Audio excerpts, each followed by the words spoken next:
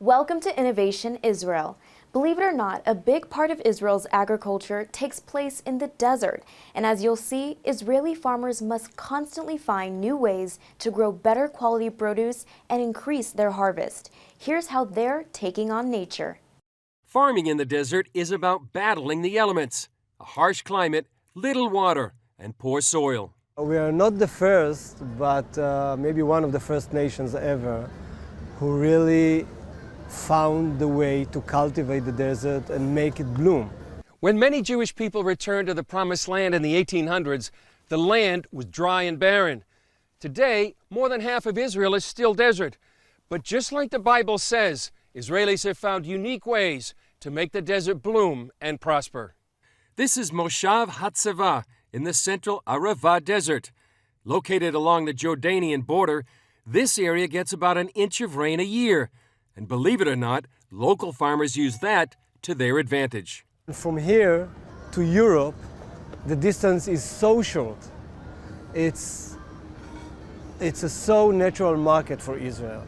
We are here ahead of everybody because of the weather. Despite the conditions, 500 farming families here produce 60% of Israel's fresh vegetable exports and 10% of its cut flour market. We grow summer crops during the winter time. Mayan Kidron oversees flour research that helps find alternative crops to improve the farmer's harvest in the Arava.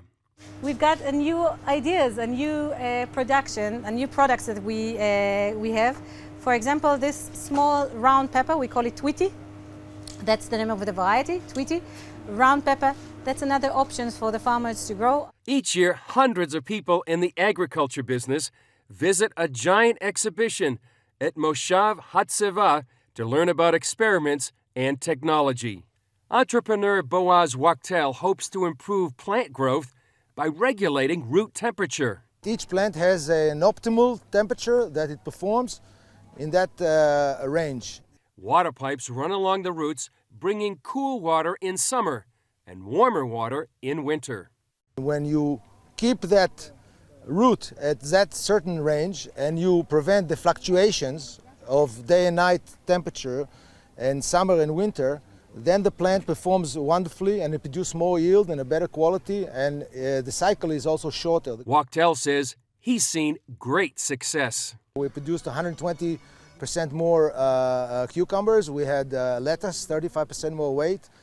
We had basil, 30% more. We had tomatoes that is usually planted in October. We planted them during the middle of the summer. Alon Badihi is executive director of the Jewish National Fund.